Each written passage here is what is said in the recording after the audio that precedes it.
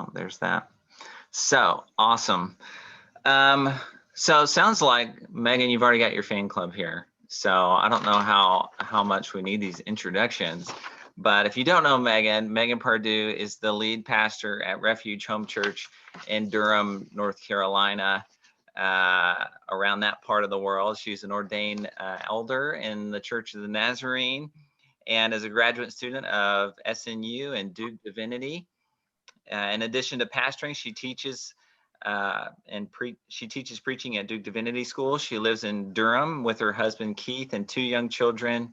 She enjoys growing a large vegetable garden and raising chickens in the city in their plot there. And so I've never got to visit, but I've seen some pretty cool pictures of what Megan's up to, and we've been kingdom scheming together a few times now. So very excited that Megan's with us today, and I'm going to switch the power over to her, and because she's got some extra things to share with us today. So let me do that.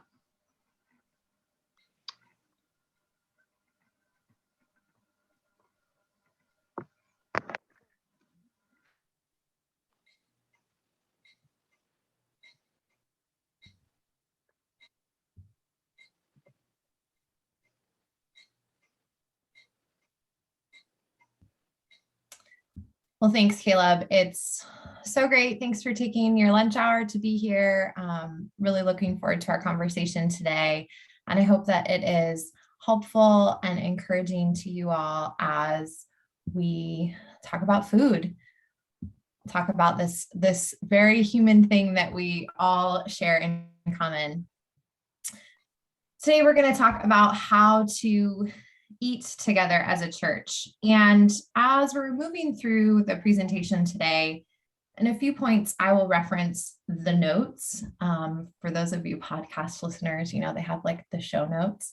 So I have collected a series of links that I'm going to share in a Google Doc when we're done together today, links, resources, different things I'll reference that you can dive more deeply into after the webinar.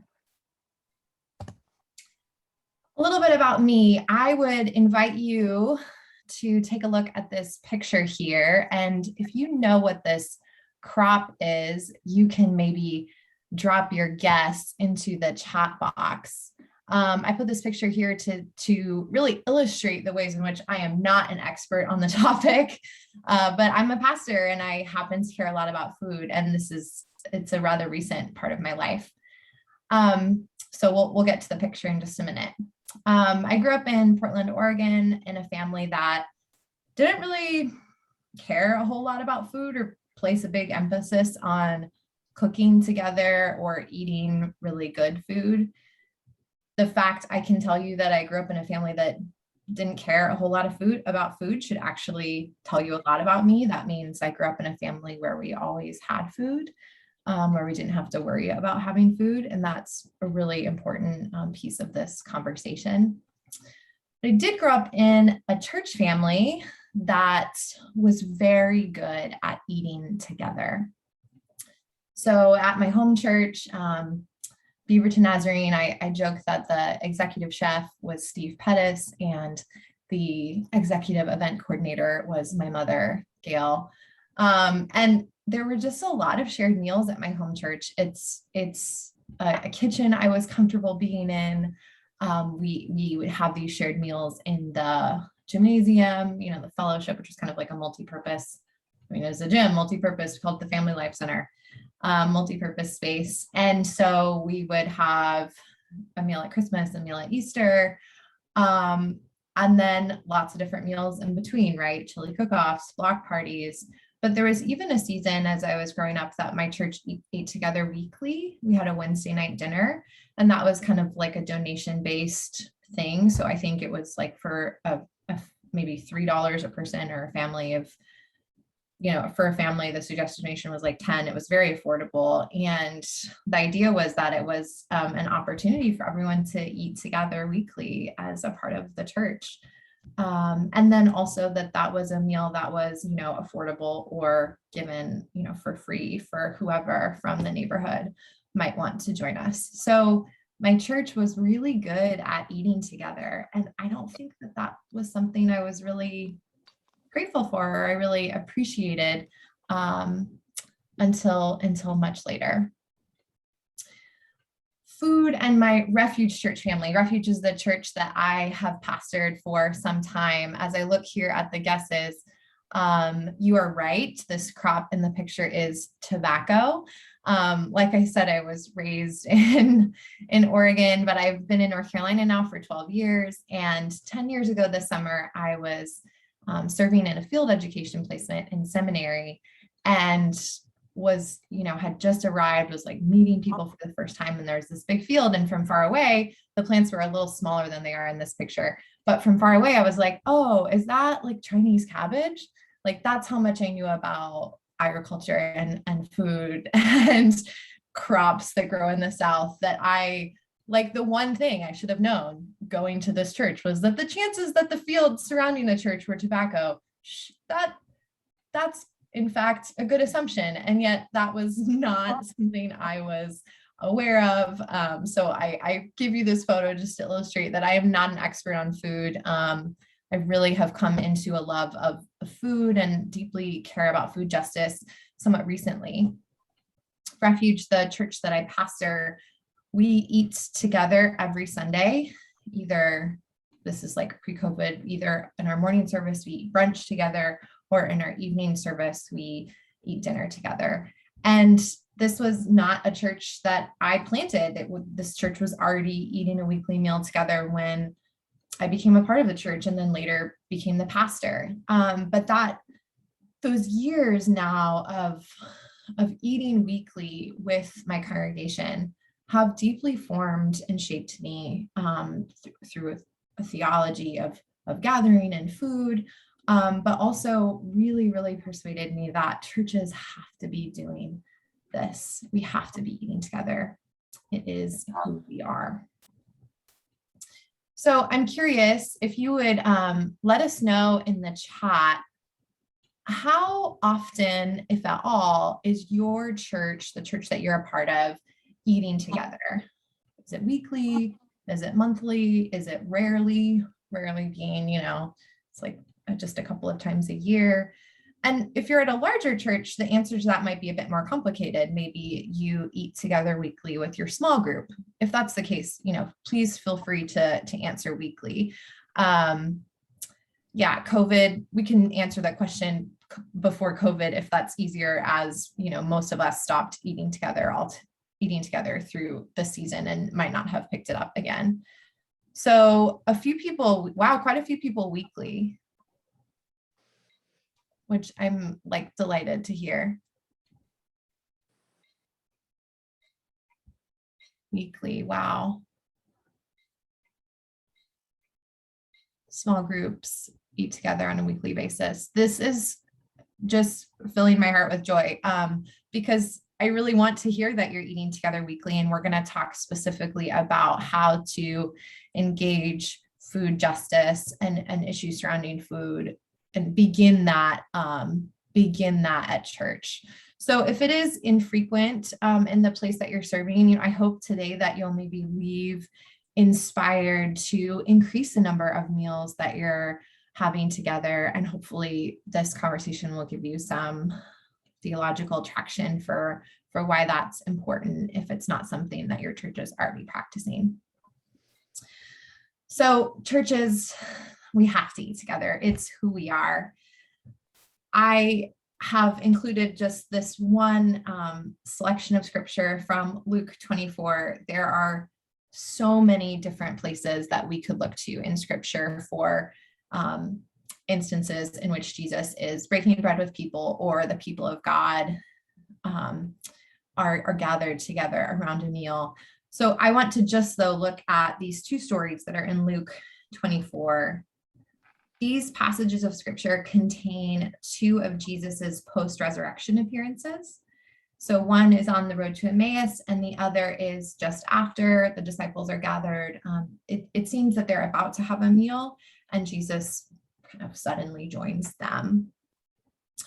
In both of these instances, in both of these stories, it's in eating together, in the sharing of food, that the disciples see that Jesus is in fact risen. The disciples, first on the road to Emmaus, they offer hospitality to him. They don't know yet it's Jesus. They say, oh, the stranger, why don't you sit down with us and eat? And in that case, it's in the breaking of bread that their eyes are opened, that they see, oh, it's really you. Like, it's really Jesus. You've really raised from the dead. In the second instance, when they're in this gathered room, they're having conversation and they're in disbelief, like, how could this be true? It says that they are wondering and questioning, and Jesus asks them for something to eat. And they give it to him, and he eats in front of them. And they see that he really is the risen Lord. When disciples eat together, when the people of God eat together, it reveals the risen Lord. When we don't eat together, I have found that it is harder to see the risen Lord in our midst. It's harder to believe that Jesus is both raised from the dead and still working out new creation in our midst. The giving and receiving of hospitality, specifically food, is so central to who we are as followers of Jesus. I love in this second resurrection appearance in Luke, it's Jesus who asks the disciples for something to eat, which is a kind of reversal of what happens at the Last Supper, right? In the sharing of the bread and wine. But it's actually the same thing that had happened earlier in the feeding of the 5,000, when they're like, we don't have enough food. And Jesus says, you give them something to eat. What is already in your hands? Churches, we have to eat together. It's who we are. And I would say we're even in the business of feeding people. So if we start this conversation around food justice at church and begin to make changes or challenge ourselves towards changes in our corporate meals, I really think that can be a starting place for so many more conversations, and certainly changes in the ways people are eating on their own as well.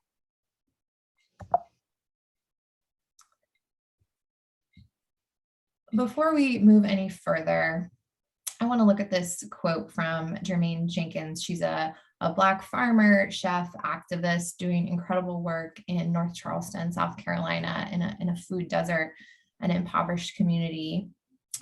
She says, food means everything if you don't have it, and nothing if you do. Food means everything if you don't have it, and nothing if you do. I want to be really clear who this conversation we're having today is for. I'm hoping to challenge us to eat better, but I want to be clear that these challenges today are not for people who don't have enough. These challenges are not for individuals and churches, maybe represented here on our call, who are themselves marginalized communities. This content is for those of us who care nothing about food because we have it. Or this content today is for those of us who hold a position of power with our access to food. Or maybe for those of us who are feeding others, who give our leftovers to those in need. Those of us who can eat without worrying about it, that's who this conversation is for today. Those of us who find ourselves in this position, I hope that today some of what we talk about will awaken in us things we may not have known before about food justice, but even some of the harm that we're unknowingly perpetuating through the ways that we eat. There are so many layers to food justice. It is an onion, if you will. And you pull back layer after layer, and we have an hour. So today we're going to focus on the environmental impacts of how we eat, and then specifically, really concretely, how can churches eat together, and how can we eat together better or more justly? But this is a really intersectional conversation. So we could have a whole webinar series, we'll pitch it to Caleb and others, about just food, right? We could talk about food deserts, which are communities, low-income communities that don't have access to healthy or affordable food, which is totally connected to systemic racism and land ownership in the United States in particular.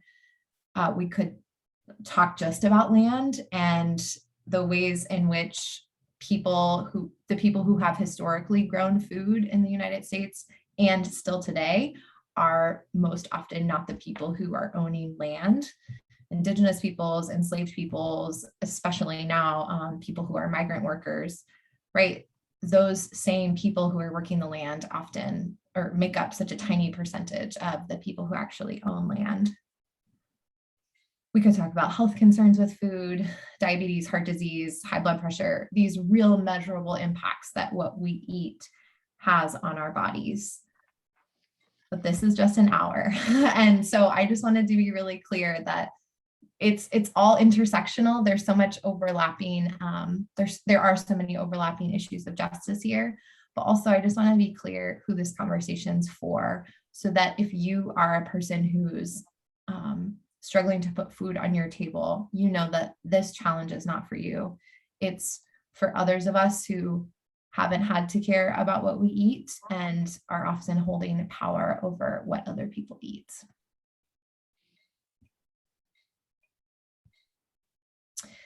So to begin, we're already going, but I would love for you to answer this question if you're willing in the chat. What did you eat for breakfast today? Just to help us be really concrete with what we're talking about when we're talking about food. Are there some who are willing to put it out there? This is not meant to be like a guilt-inducing exercise, but just to make concrete, like, let's look at those of us on this call, what did we eat for breakfast today? And where is that food coming from? All right, we have 2 people who only had coffee. Okay, smoothie, breakfast bar.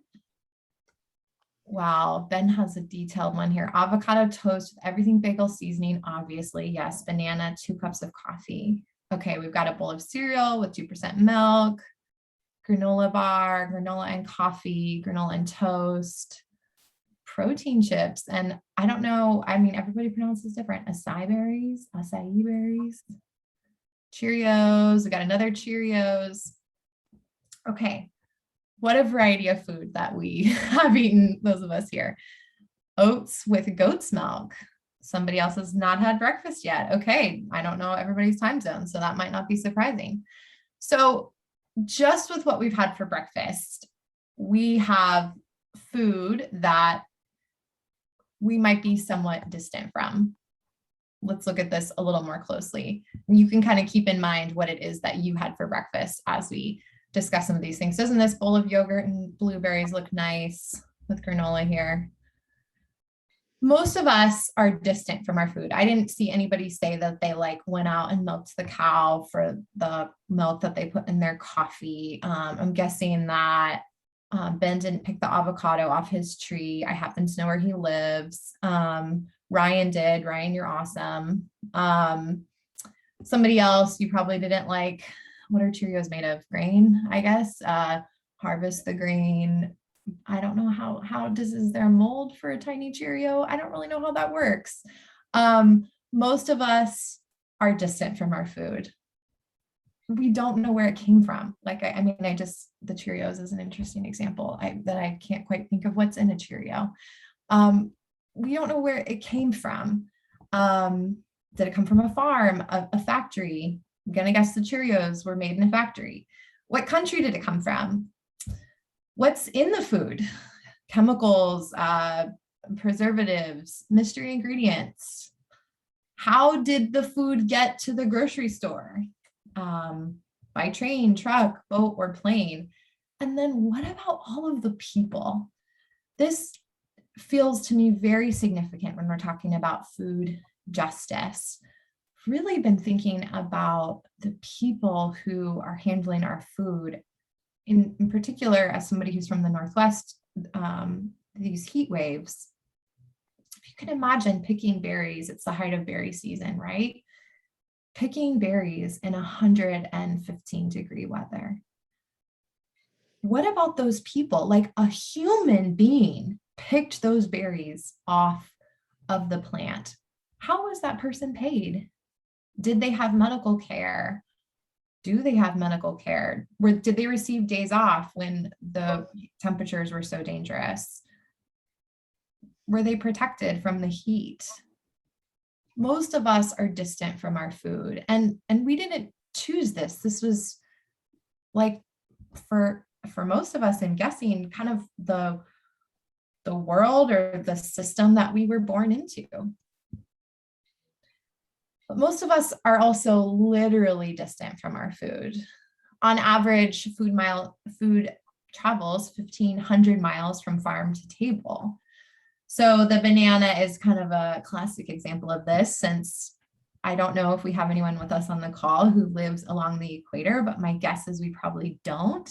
Bananas typically travel even further than that. And yet it's a staple of what a lot of us eat, kind of fruit that we can have all year round. Part of the bonus of how distant we are from our food is that we can eat what we want when we want. So seasonal eating or food storage, it really isn't a necessity for most of us. I don't have to worry if I can buy blueberries in July when they're in season or in December. Most grocery stores, at least in the community I live in, have blueberries for sale year round because they're grown in other parts of the world and then transported here. But as food travels, the nutritional value of that food decreases. So the Institute of Food Research reports that vegetables in particular lose up to 45% of their nutritional value between being picked and landing on a grocery shelf. So not only do we have the distance that our food has traveled, but we're eating food that's less nutritionally dense. And often it's given, it's genetically modified or given different chemicals to force the ripening so that once it gets to the grocery store, right, it looks like a red tomato, even if it wasn't ever picked as a red tomato. And then, of course, transporting food long distances contributes to carbon emissions.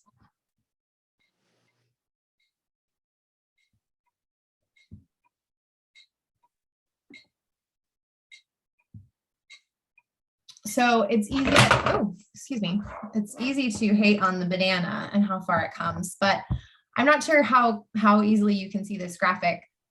This shows greenhouse gas emissions across the supply chain. So for a while, there was so much emphasis on eating locally. Let me be clear, I think eating locally is wonderful. There's so many reasons why eating locally is important.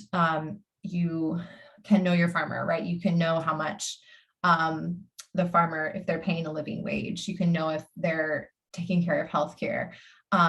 You can know if there's chemicals in your food, and then you're keeping money in your local economy. And if you're eating locally, you're going to be by default eating seasonally. However, I share this to say that across the supply chain, it's easy to hate on the bananas. Bananas are way down here. If you look, greenhouse gas emissions by food, they're not created equally. So beef here at the top, that's like quite a bit more greenhouse gas emission than, for example, the banana. So really knowing what you're eating and its environmental impact, the choices that you make, it's not just that we can default to kind of, oh, I eat locally, so my greenhouse gas emissions with the food that I eat are really low. Actually eating, these animal products all listed at the top are some of the biggest offenders of greenhouse gas emissions.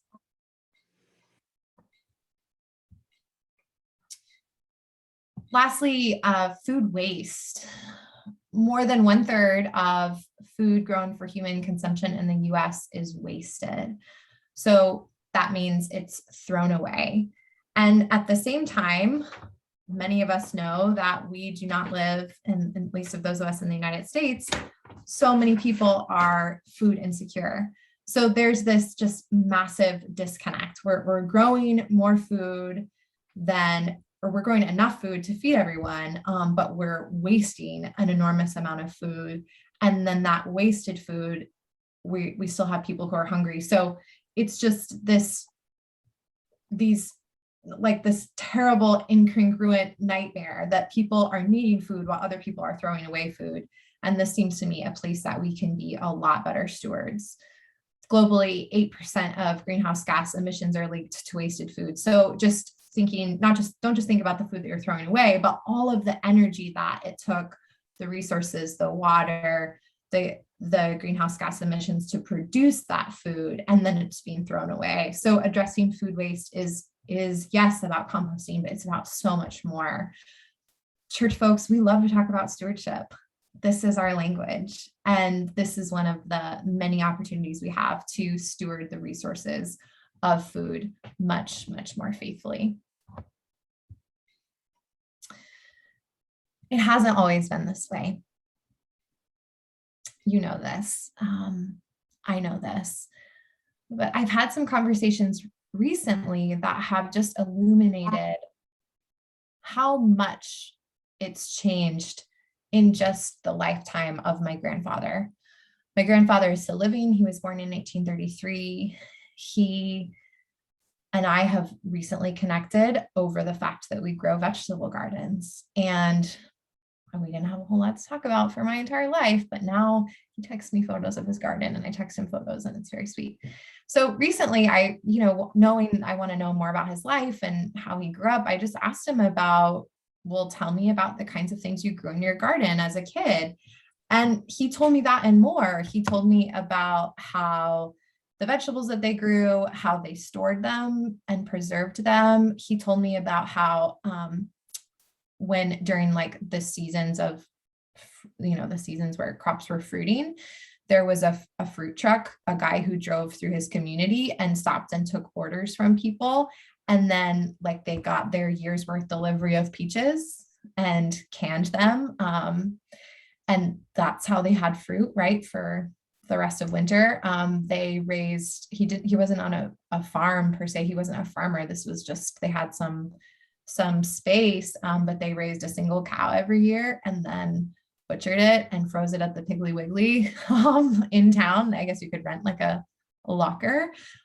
So, just in these like conversations with my grandfather over the last couple of months, just been reminded like how quickly that has changed, right? Just in his lifetime, that transformation, in the lifetime of my mom, and then now in my lifetime. That is not the norm for most of us in the United States. And it really hasn't always been this way. So how do we get people to care about food? Like I've already said, I really hope that we could start at church because we already eat together. I'm a pastor, I'm a preacher, and one of the things I often miss myself and see other pastors miss is we don't emphasize always or redescribe the things that people are already doing as practices of discipleship. So for example, like maybe I want my church to care about something new, care about food. I might just talk to them about like the kinds of things I've just talked to you about, but without connecting it to like what they're already doing. So the first thing that I would suggest that you do at your church is talk about it. Talk about your shared meals and redescribe your shared meals, not as something that's just kind of like, oh, we've always done it this way, but, oh, this is a practice of discipleship, or, wow, this is an opportunity for justice, or isn't it amazing that, every week, those of us who live alone, for example, every week you'll be able to share at least one meal with other people. Talk about it. Catherine Hayhoe, the climate scientist, she has this brilliant TED Talk that's in the notes for you. And she says the best way to fight climate change is just to talk about it. And I think that's one of the best ways that we can get people caring about food, is to talk about it. We also can do a lot of education about food justice. So this can happen through preaching and teaching, Sunday school, documentary showings. If you live in any kind of metropolitan area, my guess is that there's community gardens or people addressing food waste, people addressing food insecurity or food deserts. Meet those people, have them tell you about what they're doing. They already probably know the issues in your community, and they might know them better than you do. Talk to those leaders about land, about food insecurity, learn from them, invite them to come speak at your church. If we really believe that the risen Christ is revealed in shared meals and eating together, we don't have to ask them to spiritualize what they're talking about. We believe that food and eating together is already a spiritual practice. So talk about it, preach about it, those of you who are preachers. In the notes, I have a suggestion, 10 commandments for preaching on controversial topics. And this is by someone named Sam Wells. And if you feel like preaching about food or food justice in your community is going to be a controversial topic, for some it is, for some it isn't. There's just some kind of things to think through and ways that you can do that well so that people can hear you and hear what you have to say instead of being shut down or off put by the things that you want to say. That's not to say people won't get shut down or put off. That happens. We're human, but there's some really concrete ideas for how to preach well on things that are controversial. Let's also nurture this conversation. Who loves to cook? Who is eating alone? Who isn't eating enough? Nurture these questions. Who can't buy fresh food? Who needs to get their hands in the dirt? Who needs to be at the table? Nurture these questions so that the meals that you're already having together can become spaces where these really robust conversations begin to take place. And then also partner and invest. Where are your dollars going for your shared meals? Does Costco really need your money? Probably not. There are other places where we can buy food. And in fact, I would suggest that we spend more and spend smarter on food. This, people say sometimes, oh, well, we don't have that much in the budget. Well, I would want to push back on that and say, okay, then what can we cut from the budget to make sure that our eating practices are just? If you are one of those people who has a weekly meal at your church already, many of you do from the chat, I would wonder, well, can we double the amount that we spend on food? How would that allow us to really put our money where our mouth is and be supporting people who are growing food, selling food, making food in our own community? Can your church support a garden or feeding ministry? Can your church support a farm that's owned by Black, Indigenous people of color? How can we really make sure that the ways that we're spending money on food are matching the values that we hold as people who want to steward the earth well? Our church has a family that we support through a produce box, and that produce box is one of these kind of redirection of what would be wasted food. Sometimes it's called, this particular box is from an organization called Harvest Share, but it's kind of intercepting food that would be wasted at grocery stores, and then delivered weekly, this big box of fresh produce, which is just that particular organization is addressing food waste, but in the past we've gotten produce boxes from other local farms. So again, how are we spending our money and our dollars going to the places they need to be going? So practical ideas for your meals together. Do it, eat together, eat real food. Really, really practical ideas here. Create a culture of dietary inclusion. So label everything. This feels really, really important. Many people feel excluded from meals at church because they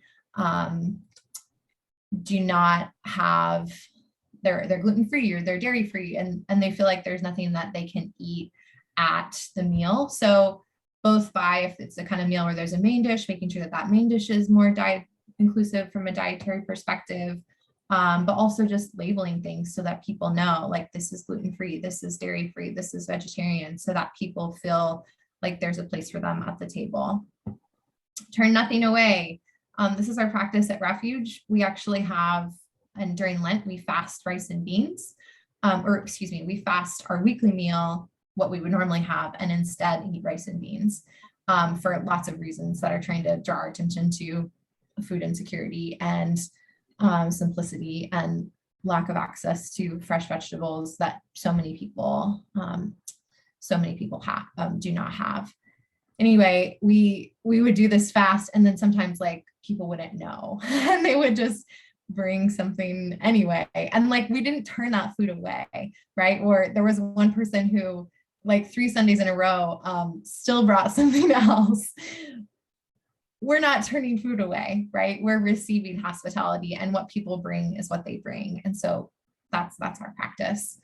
Consider food waste, saving scraps for the compost or for animals. If you have anybody in your church with chickens, they will eat pigs, they will eat anything, it seems. Encourage reducitarian practices. There's a link about this in the notes as well. Reducitarian can be a lot more compelling for people who find the idea of becoming vegetarian unattainable. So maybe, we practice reducitarianism in our corporate meals, which means like we only eat meat once a month, or we know lots of people aren't vegetarian, but we've chosen, not to eat meat at our meals together because of the environmental impact. So I think reducitarian can be a great compromise in conversation with people. Use real dishes and napkins or compostable products when necessary. So a lot of our meals are outside. This is a picture of an Easter brunch that's outside. For our corporate meals that are outside at Refuge, we do like a bring your own plate, fork, bowl, napkin, water, which then they'd also take their dish home and wash it themselves. For our meals when we're eating together in people's homes, the beginning of the meal when we're praying for food, we just say, do I have a couple volunteers for dishes today? And folks will raise their hand and take care of dishes, even if it's not at their home. Bring your own water bottle, super simple. Again, one less cup, one less disposable item, and aim for perfection, or aim for the next right thing, not perfection. Excuse me. Couple of thoughts about sharing communion. Eat real bread. Maybe it can be homemade by someone in your church or purchased from a local bakery. We have a great local gluten-free bakery that we'll buy bread from if it's not homemade. Organic grape juice instead of grapes that are sprayed with pesticides, and accommodate dietary restrictions. The most used recipe at Refuge for communion bread is the Land O'Lakes gluten-free bread. So lest you think we've totally arrived, this bread has a whole lot of butter in it, being that it's from Land O'Lakes. But it is a recipe that's kind of a favorite in our community, gluten-free, not dairy-free. But I am sure others on this call have ideas for other recipes as well. You can also consider with communion, not just accommodating dietary restrictions in a gluten-free, dairy-free kind of way, but we had, for example, a young person at our church, a kid who has autism. And one of the ways that his autism manifests is through being really particular about what he ate. And so he would not eat the communion bread. So instead, we had a goldfish cracker for him every Sunday for communion that was just sitting there on the table. Those of us who are Nazarene have that kind of flexibility and freedom. So he was still able to participate in communion through a goldfish cracker. It was blessed and broken and given to him. So I'm just grateful for the kind of room that we have in our tradition to accommodate people where they're at through things like that. Here are some favorites. of our community. And I would love for you to drop in the chat what some of your favorites are. Favorite meals to feed a crowd: chili, spaghetti, tacos, enchiladas, curry and rice, baked potatoes, dinner salads, egg casseroles, or frittatas. These are easy crowd pleasers, but they're also things that are really easy to adapt with different dietary restrictions, tacos, corn tortillas, enchiladas, corn tortillas, skip the cheese, do veggies in the tacos instead of meat. We actually have a beloved vegan chili recipe that has the secret ingredient is pumpkin, and it's fabulous. And you can ask me after for the recipe. But I would love to hear what some of the favorite recipes are in your church or your church family for your larger corporate meals. I want to make sure we have time for questions, so I'm not going to say a whole lot more about this, but for me, a lot of this conversation around food came from a really deep dive into Isaiah 55. And on the notes, you'll actually see a sermon that I preached about Isaiah 55 if you'd like to watch it. But, this question, what is good food?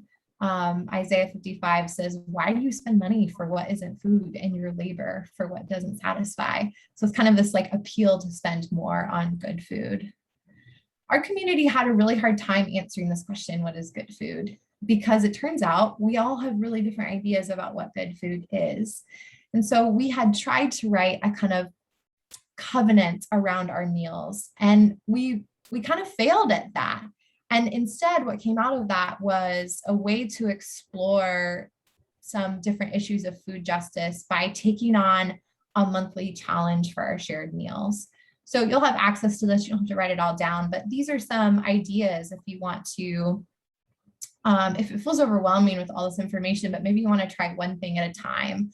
For 1 month, eat all your meals vegetarian and your shared meals at church. Or for 1 month, can you try to know the name of the person who grew something in what you bring? So if you bring a salad, can you know the name of the person who grew the lettuce? And maybe you don't know it until you go to the farmer's market and meet said person. Knowing the name of the person who grew something is a lot easier than in July than it is in December. So maybe that's a challenge you'd want to put in the summer. Can we talk about sugar? So these are just ideas for maybe considering a food challenge over a few weeks or a month. One of these things that could kind of help raise awareness about issues surrounding food justice and ways that you can bring attention to them in your corporate meals.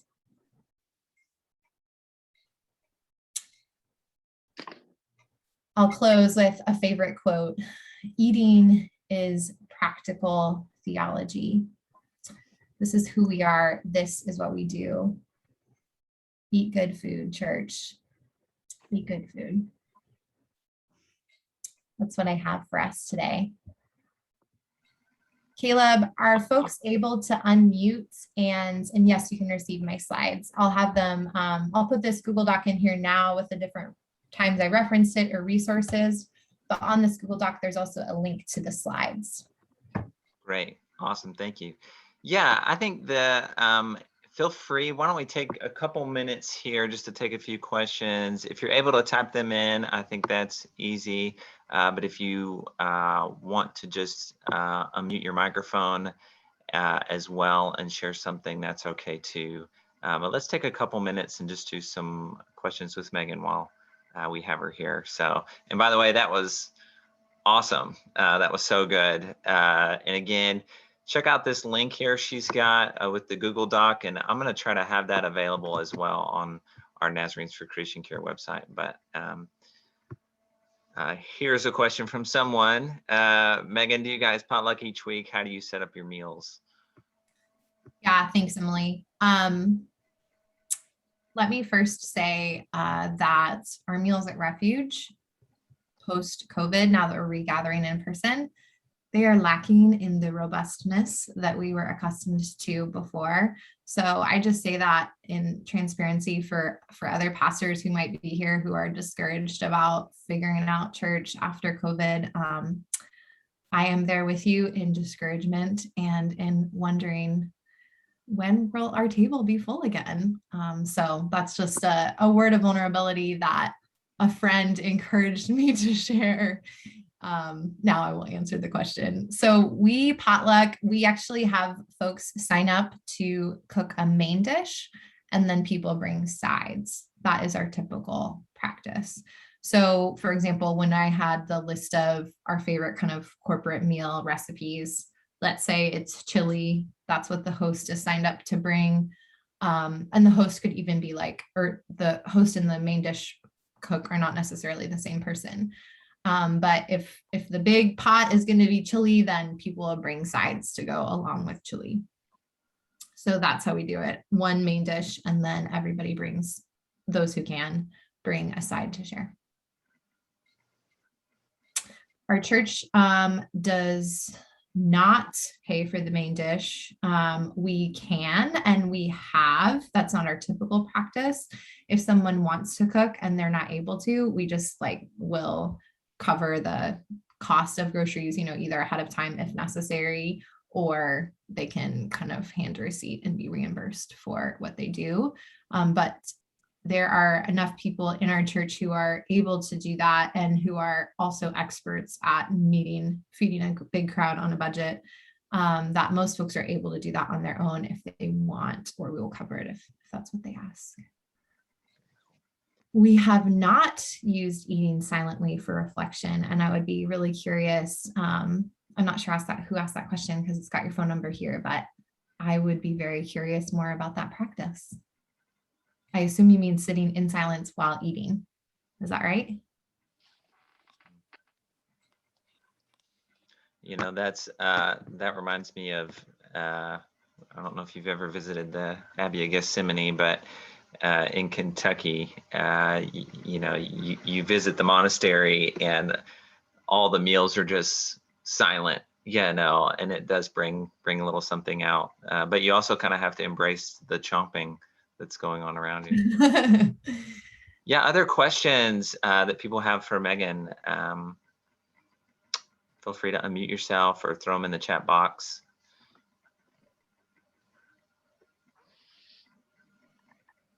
Thanks, Al, for the question about silence. We haven't done that. We have a lot of small children, so silence would actually sounds lovely, but also impossible. So, you never know. Great.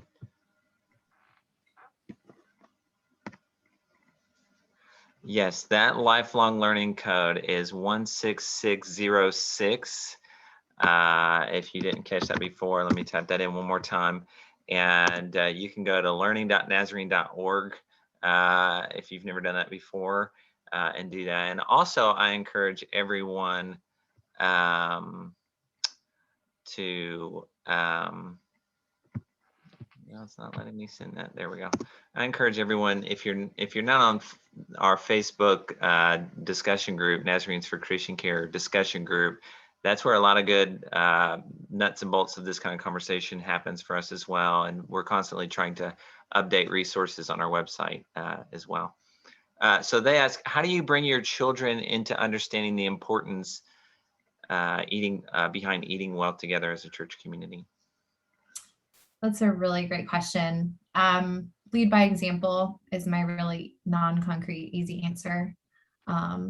Right? This is the food that we eat. It's better for our bodies. I feel better after I eat this food, or this food is, I know that it's taking care of the person who grew it. Yeah, we talk about it, bringing them into understanding. I think a lot of that does happen at home, not just at church, right? Because we get our kids for one meal every week together, and they're often, part of the lead by example, right, is because they're not paying attention. They're shoving food down their mouths so they can go run around with their friends. So I think part of it's like what's on the table, right? And sugar is a really interesting one to bring up with kids. Children are marketed. They are the target of marketing for sugar, right? So sugar is a treat. It's not a default, or it's called dessert for a reason. A lot of times we don't have dessert at church. So when we do, usually for someone's birthday, that's like an extra or a special thing. And I think even modeling that as a way that they're kind of internalizing that message. There's also a great children's book. The author, I don't know off the top of my head, but it's called Before We Eat. Before We Eat. It's a picture children's book. It's not on the list of resources, but I'll add it. And it's a beautiful book about giving thanks before we eat. Kind of encourages, right, the practice of offering prayer and gratitude, but it specifically lists like different people who have grown or processed or transported or packaged the food that we're going to share. And we have read that before together with our kids at Refuge as a kind of, really like a prayer before a meal. So I don't know if that's helpful, but certainly like lead by example, and getting kids in the garden too is hugely important. If you look at the link by the Rooted documentary that's coming out is about urban community gardening. There's a link in there. My kids are close to food, being that I grow it, and trying to make sure that kids who don't have the opportunity have access to green space and community garden space, that they can have their, oh my goodness, this carrot came from the ground, you're going to be more likely to eat it if it tastes like a carrot as opposed to like a baby finger carrot. Yeah, I can't do that anymore. Very cool. If you've got time for one more question, Evan asks, as far as communion goes, my parents were always cautious about letting me partake when I was young due to not fully understanding the meaning behind it. What are your thoughts on younger ones joining in communion, or a good age for them to maybe start partaking? Yes, I love this question. Thank you so much for this question. And actually, I think it gets at the question that Caleb and Michaela posted, because one of the ways that we form our children around eating and a theology of communion is by letting them receive communion at an early age. So since we do not have a requirement for receiving baptism as a requirement for communion in the Church of Nazarene, and although we also baptize children at our church, so that's not always a 2-for-1, but kids take communion at Refuge from the moment they can eat food. So we had a 1-year-old who turned 1 over the weekend, and he took communion on Sunday because now he's eating bread. So I really believe deeply in having children receive communion from an early age. It forms them. When they're not at church, they miss it. Literally, a family was not at church Sunday, and the parent texted me a picture of a plate. This is on Sunday at lunchtime. A plate with broken up pieces of bread, which is our kind of COVID communion practice. The bread's already in pieces. Him holding a plate and holding a cup, like he's playing communion. Okay, more of that. Like that is so important. The kids at our church they raced to the front to eat communion. Like they are communicating in their bodies a longing for the body and blood of Christ. We have to have more of that. Like they get it so much more than we do, that they're desperate for this like little snack. I've said of my kids, like normally if I give them a cracker or a piece of bread, they put it right in their mouth. But from an early age, the kids at Refuge know, like when they receive the bread, they wait, right? They wait, and then they dip it in the cup. So I think it's never too early, in my opinion. I clearly have strong opinions about this. It's never too early. Yeah, the caution about not fully understanding it. I don't fully understand communion, so I think that that's just a very silly reason to abstain. That's what's up. Right on. It's so beautiful. Awesome. Well, Megan, thanks so much. I want to respect everyone's time.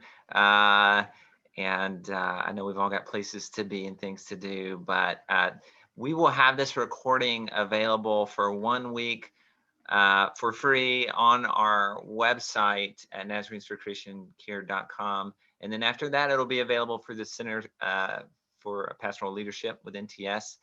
And so, yeah, and then Megan has shared that Google Doc. If you didn't get that link, it's in the chat there. And then again, we'll send something out as that as well for people. So Megan, thank you so much for your time today. This is what's up. And I think we should marinate on maybe having just some food a food summit or something. I think there's so much to talk about here, and I think we could do a whole series on this. So yeah, thank you everyone for your time, and go in peace.